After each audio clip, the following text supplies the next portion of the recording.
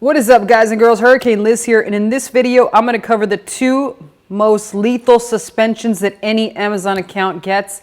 No, I'm not talking about complete bannings. I'm not talking about kicking your ass off the platform. I'm talking about the 2 worst suspensions you can get, and those are number 1, a drop shipping violation, and number 2, linking that account with another account that already has a violation on it. That could create a chain of events that's going to lose your account forever. So you don't want to miss what I have to say in this video and how to, first off, prevent yourself from getting those types of suspensions, but number 2, how to recover from them. They're happening more and more often, and people have got to be informed. So I promise you this is going to be short and sweet, but I'm certainly still fired up about this topic. I hope you're fired up. Let's do this.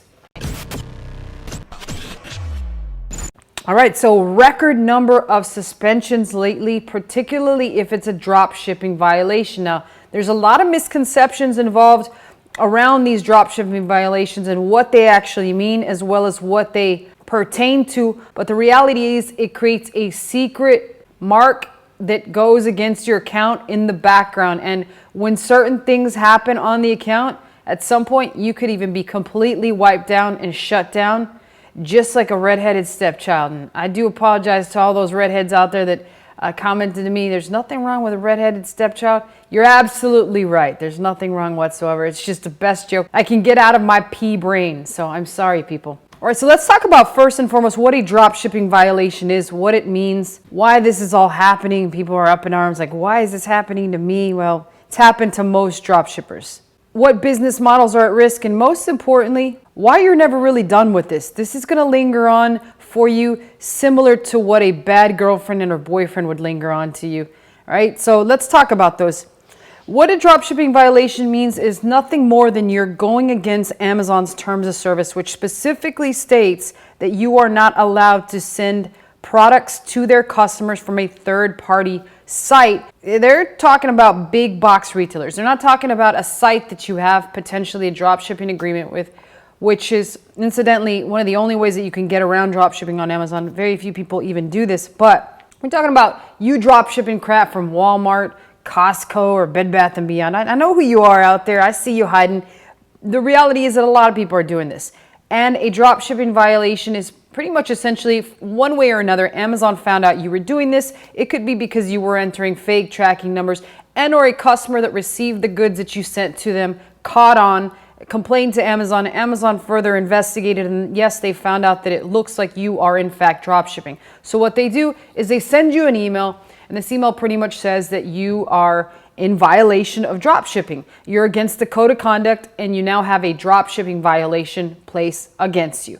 Now, it doesn't give you the option to submit a plan of action. Nothing needs to be done, but in most severe cases of dropshipping violations, and this means that you've had multiple dropshipping violations. In the past, they might have slapped you on the wrist, notified you that you were doing this, and even gave you the option to submit a plan of appeal.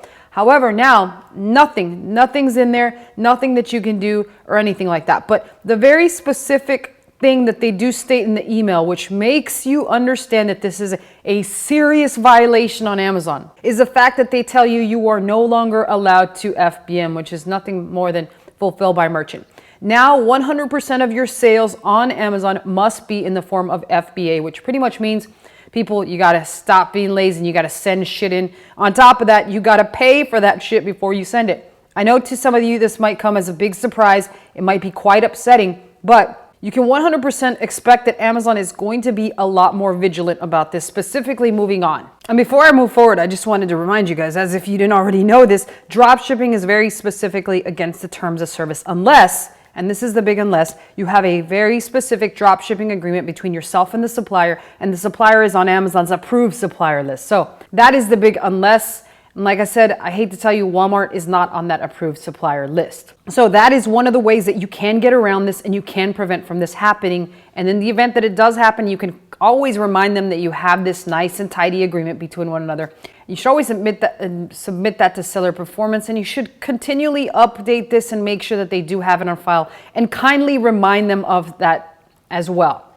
Now, if you do need some advice on getting unsuspended and or advice around the whole thing, I do offer one-on-one calls where I can either connect you with my guy and or get you unsuspended. These can be some of the most difficult suspensions that they are, and that's why they can be quite expensive to get out of this. But they're usually holding your money hostage. So if you do want that call, my email is below. All right, so now with all that information, let's talk about the models that are at risk. Well, it's clearly only one major model at risk, and that's why I strongly advise you doing this, specifically if you're getting on full automation. If you're doing it yourself, you can kind of get away with it more because you didn't lump down a huge amount of money up front. And so if you're doing it yourself, just try not to raise that budget too high, because if you do get hit, chances are they're going to hold that money for quite some time. So drop shipping, out of the question. Don't start it if you're brand new. This is the model that is really being just devastated by these types of suspensions. Now, the only models that get to escape this are ones like private label, wholesale, retail arbitrage. All those models are pretty safe. So don't worry if you're using those models. There's other things to worry about with any model, because as with any business in Amazon, the name of the game is staying alive, and there's going to be a lot of times where you just downright do get suspended and there's nothing you can do about it. Now, I know a lot of people have hit me up and said like, Liz, oh, Amazon said I'm done.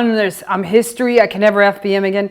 That's not true. A lot of people will assume this. They don't ever try to appeal this. They don't even know that they can appeal, and they give up. But the reality is that yes, you can get them to reverse their decision by, again, submitting a really solid plan of action, which you need an experienced person on your side that knows how to do that. That's why my email is below. And you can get the right to FBM back. Now, with that in mind, don't just think that you should just go right back to drop shipping and the model that originally got you there, because once they start to slap you on the hand for doing something, if they keep slapping you on the hand for the same old shit, eventually they will ban you. I've seen it done, and I've seen it done with friends making as much as $1 million a month in subscribe and save alone. So if you can just kind of think about that number, that was just subscribe and save. You can imagine how much they were doing off the other sales channels available to them on Amazon. So if they don't give two shits about a guy that's doing $1 million in subscribe and save, do you think they really give a shit about your account that's maybe doing maximum $100,000 in sales a month?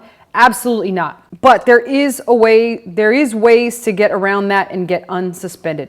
Now, last thing that I wanted to say before I move on is, again, I did drop a gem in the middle of this video. If you didn't pay attention, please go back there and listen to that. That is the drop shipping service agreement. That's all I'm going to say. But the last thing that I wanted to leave this video with is if you have accounts linked. And what I mean by that is that if you're logging into the accounts from the same IP address, or you somehow log into your phone accidentally, or you have some sort of connection that you make and they shut down all the accounts, they will shut down a series of them. That is the most difficult violation that you can come back from when you actually get suspended on Amazon. I don't know why, but if they feel that you've committed a crime against them once, then that is a multiple offense crime. And for that, they will fry you on that electric chair harder than any other criminal that you've ever seen. So that is one of the most impossible ones to come back from. However, there are still ways around that. Keep that in mind, but there's still ways around that. They just involve